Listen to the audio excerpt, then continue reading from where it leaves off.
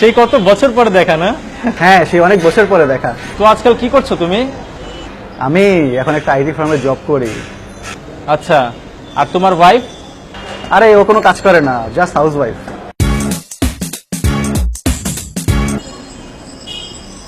আচ্ছা, তোমার জন্য সকালের নাস্তা কে বানায়?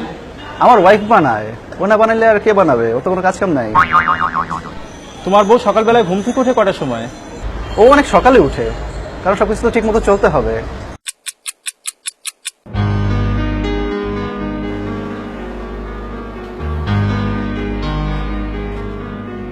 তারপর ওদের জন্য ব্রেকফাস্ট বানায়, স্কুলের জন্য টিফিন রেডি করে, বেবি ডাইপার পাল্টায়, ওদেরকে রেডি করে,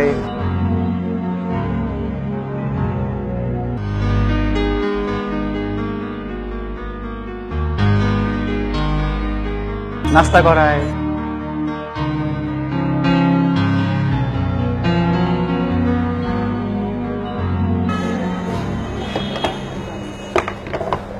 তোমার বেবিরা স্কুলে যায় কিভাবে?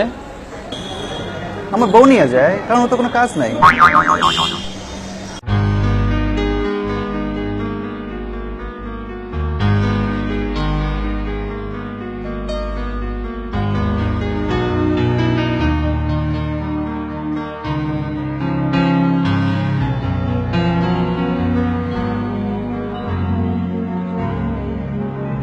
তো স্কুলে তো অনেকক্ষণ থাকতে হয়, ওই সময় উনি কি করে?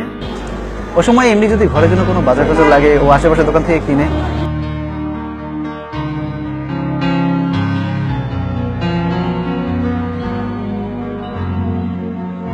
তারপর বাসায় আসার পরে কি করে? কি আর, বাচ্চাদের দুধ খাওয়ায়, কাপড় ধোয়, ডাইপার পাল্টায়। আর কি করবে? ও তো কোনো কাজ নাই।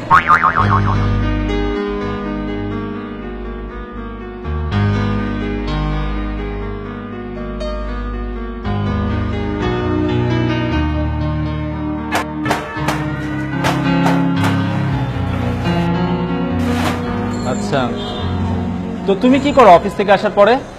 আরে ভাই, সারাদিন আইটি ফার্মে কাজ করার পর অফিস থেকে যখন বাসায় আসি, তখন কি আর শরীর চলে? আমি যে টায়ার্ড থাকি, পুরো শুয়ে পড়ি। তো তোমার বউ রাতে কি করে? ও বাচ্চাদের হোমওয়ার্ক করায়।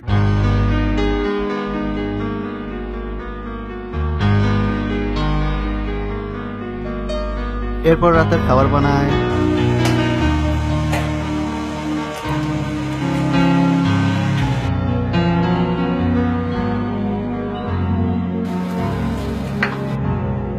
বাচ্চাদেরকে খাওয়ায়, আমাকে খাওয়া দেয়।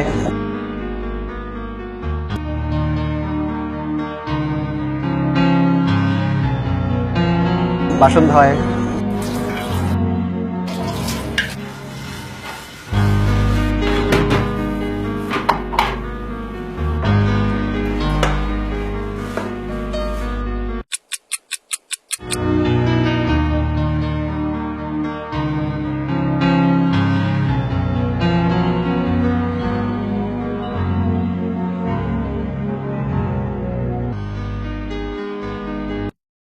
আবার রাত্রে ঘুমানোর সময় একটু পর উঠে বাচ্চা দুধ খাওয়ায়।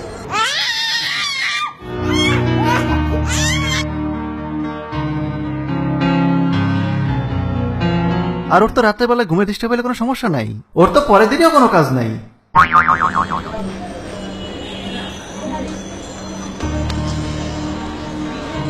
এটাই সারা বিশ্বে অনেক মহিলার ডেইলি রুটিন, যেটা শুরু হয় সকাল থেকে আর চলতে থাকে পরদিন সকাল হওয়ার আগ পর্যন্ত।